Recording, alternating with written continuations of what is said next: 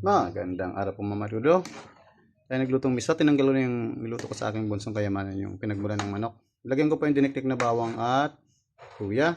Iniwang sibuyas po. Asin, pampalasa. Saka pampasarap. Nilagyan natin yan. At tingnan ko po yan, luto na yung ating miswa. Lagyan na natin itong tiniktik po ito. Parang talabaw siyang maliliit mga marudo. Ang tawag dito sa amin sa bunbon. Kamarinig sa sabi ko, tiniktik po. Yan ay sahog natin ngayon dyan. Sarap din sana ito talbos ng kamote, pero yan na. Sarap niyan mga magkudulo.